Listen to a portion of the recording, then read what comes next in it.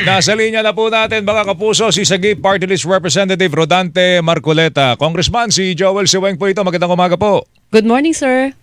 Good morning, Joel. Good morning, Rowena. Yes, Opo. sir. Kung meron po tayong tinatawag na prinsipyo po sa batas, yung the burden of proof is on the accuser and not on the accused. Ibig sabihin, kung sino po yung nag-aakusa, siya yung dapat magpatunay ng akusasyon. Maliban doon sa hawak po ninyong binanggit nyo na kahapon sa press conference na patunay na kay Chairman Garcia po yung mga offshore bank accounts niyan. Meron pa po ba tayong hawak na ebidensya that would prove beyond reasonable doubt, Weng, yung kanyang pagkakaugnay dito po sa bintang po ninyo?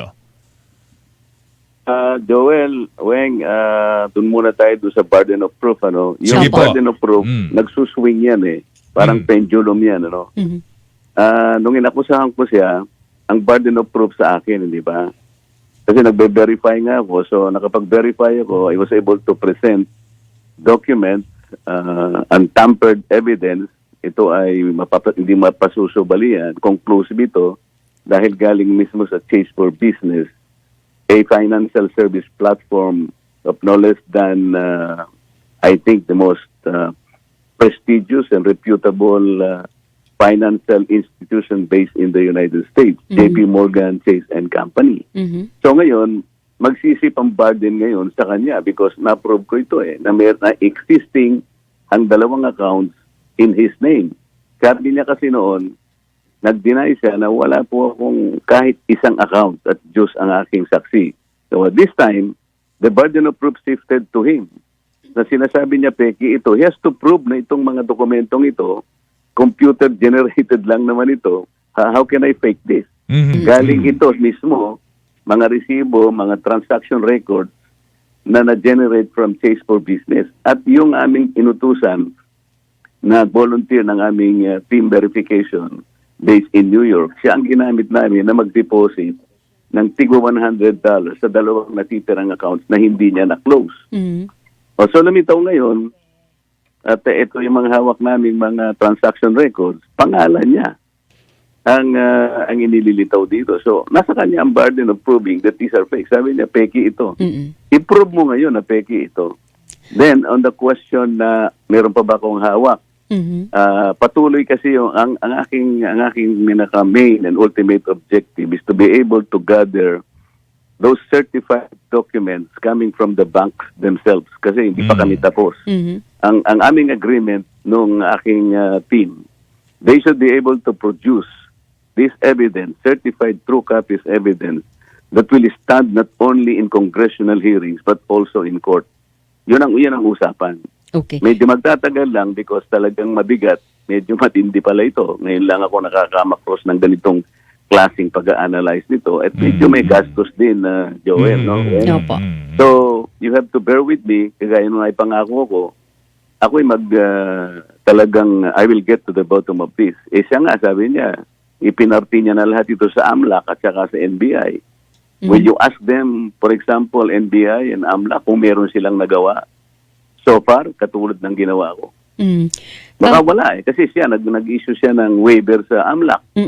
And I believe AMLAC should have done something for this also. Opo. Yun ang request niya.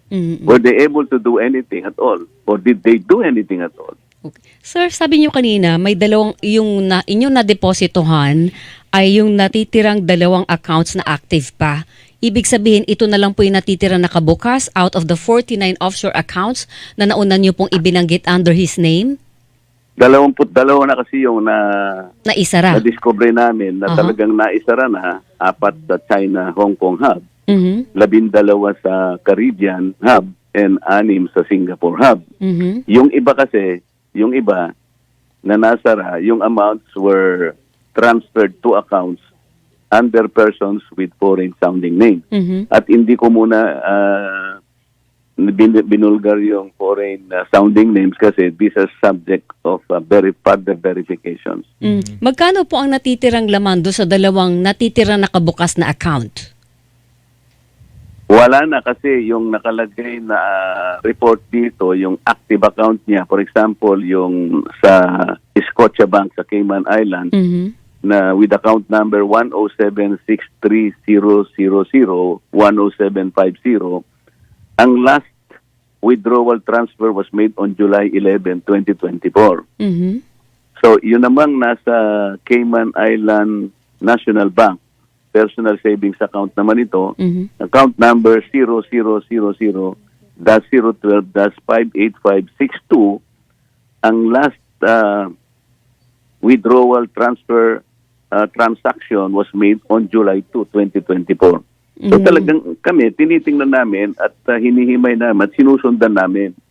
Pero ang nakakapagtaka rito, I think this is not only pure coincidence. Sabi niya kasi, kung maalala ninyo, 2 weeks before I conducted my first press con, sabi niya, July 9 yun, sabi niya 2 weeks pa yan bago magkaroon ng press con, naamoy na namin yung demolition job na yan. Pero bakit naman, yung 2 weeks na yun, very crucial sapagkat doon nangyari lahat ang pagsasara na sinasabi ko. 22 of these accounts, talagang ang pinangyari, ang date ng pagsasara was 2 weeks. Kaya alam niya eh. From what date to what date, Representative Marcoleta, sir? Yung aking record dito, Weng, nagsimula ng June 25, merong June 27, merong July 11, merong June 28, merong July 15, merong July 1. Mhm. Nangyari lahat ito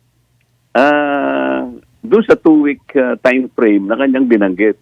Na sinasabi niya na demolition job ito. Ngayon, hanggang ngayon, hindi naman nagre-report ang NBI sa kabila ng pagsulat sa kanya na siyasatin mo nga kung sino ang nasa likod ng demolition job na to.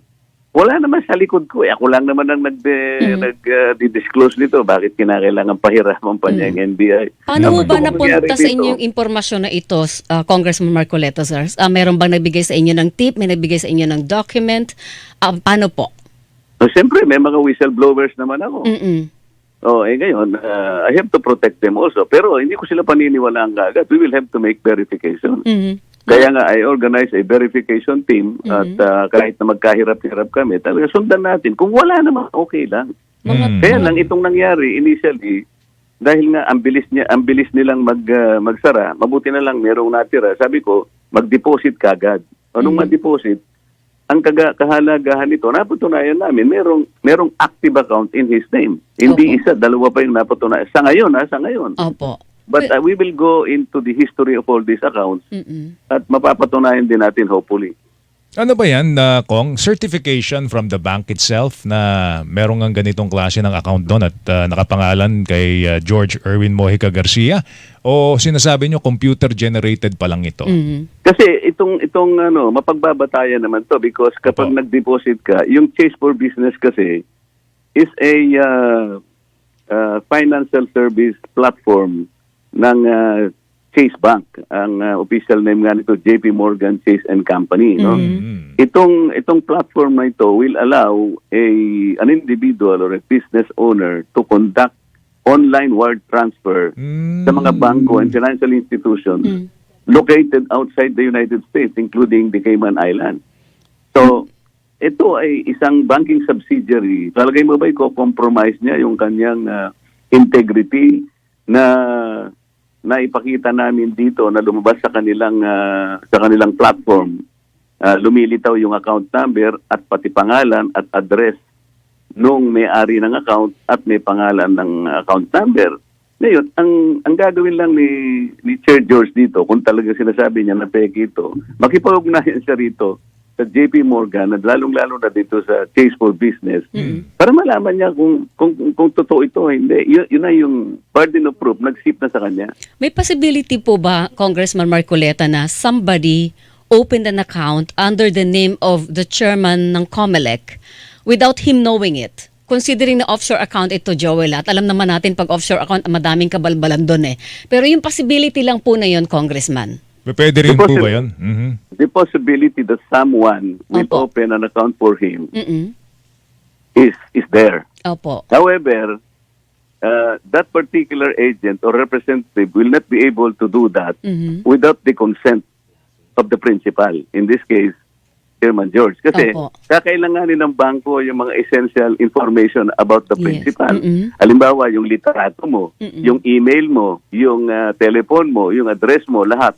kung may asawa ka, ano mga business mo, because the bank will verify it personally from you by asking you. For example, nilagay nung agent, ang birthday niya is XSS. Ano ba yung number ng katile? He will ask him. Pati Okay. yung mga ano. So sa mga ngayon, an agent can open an account for one. But Opo. hindi po pwede na hindi siya magbigay ng impormasyon. Alam mo yung basic na ano ng mga bangko and other progressive enterprises. Know your client basis yan. Okay. Kapag Sir, hindi pwedeng mawala doon. May paper trail po ba kung sino ang nagdeposito ng pera doon sa account na sinasabi niyong kay Chairman George? Hindi ko pwedeng sabihin yun because volunteer namin yun eh. Pero pinag-deposit namin siya para ma-determine lamang. Yung pong yung bulto ng pera na napakalaki doon sa 49 accounts na yon, may paper trail kung kanino galing yung account na nagdeposit under his name? Meron yun. Kaya yun ang bine-verify namin kasi alam namin yung naunang press con ko, sinabi ko doon sa ang medyo nakaka-alarma doon ay mga tao na mga Koreans na yung iba ay associated with Miru. That was the extent of my first press con. Kaya lang, because bine-verify, at that time nga, ayaw ko ang pangalanan kasi nga, wala akong matibay na katibayan pa. Kapag nakakuha ko, tsaka ko lang papalanga. Ngayon, lumitaw itong mga transaction records na mula sa Chase for Business. Meron na ako ngayong mapapagbatayan sapagkat nakalagay dito yung kanyang pangalan at ang kanyang address. At hindi lamang yun, a confirmatory document which shows the account activity nung nag-deposit. Dito makikita mo na dahil nakapag-deposit ng $200 yung aming volunteer in 2 separate bank accounts, at isama mo na yung 40 pesos fee per transaction, ang lahat ng nagastos niya, $280. Kapag yun ay dinidak mo doon sa kanyang existing balance, at that time, July 26, 2024, $556.41 minus $280, ang balanse mo is $276.41. Ito yung lumitaw, nung kumuha siya ng parang account activity from the same institution. Okay. So, lumitaw talaga pati yung kung saan nyo dineposit at na-debit, pati yung mga corresponding fee associated with that deposit. Siguro, go ahead. Would you know kung magkano yung perang pumasok, lumabas? Sa kabuuan, 49 accounts? Sa account na yan? Ay, hindi, dalawa lang itong accounts na to. Ang okay. ibig kong, ang sinasabi namin, ay, there were 49 accounts which are still subject to verification. Ang unang calculation ay yung ang $15.2 million or about $1 billion pesos. Doon sa $1 billion dalawang pesos. account na yun na binabanggit nyo, Kong, meron ba tayong figure at the very least kung magkano ang nandun? Yung pumasok at least, bago na withdraw. Itinransfer na kasi nga, siguro isasara na ngayon ito. Mabuti nga, medyo nahabol pa natin na Okay. open sila and we were able to deposit. Congressman, To only establish the existence of those accounts. what will come next? Nandito na tayo, sabi niyo, mayroon na kayo na pruweba na ito'y talagang kay Chairman Garcia. Ano po ang susunod na hakbang ninyo? Meron daw House resolution na rin na imihiling na ito imbestigahan ng Kamara. Tama ba yun, Congressman? Yes, this is information. The filing of an appropriate resolution to look deeper into this matter. At na-submit ko na nga ito, na-file ko na nga ito. At sabi naman niya, makikipag-cooperate siya. Okay lang, mas maganda nga yun. Talaga naman makikipag-cooperate ka pagka ikaw ay subject of investigation. Hindi po ba kayo magpa-file ng impeachment laban sa kanya? Impeachable official kasi si Chairman Garcia. Sana nga, iba na lang. Kasi kasi alam mo, pag impeachment, dapat yung lahat na ng mga dokumento mo ay nandun na. Ako, initial pa lang yung nakukuha ko. Ang pinaka-importante sa akin, we'll have to safeguard the sanctity and integrity of our national elections, which is forthcoming next year. Kasi kapag hindi natin na-address ito totally, this doubt will linger in the minds of our people, particularly the voters. It might taint the integrity of our elections. Ito yung pinaka-importante sa akin. Ang problema kasi, hanggang ngayon, hindi siya sumasagot sa aming mga tanong na yung Miru system as well as the machines that will be procured to conduct our election, hindi niya sinasagot yung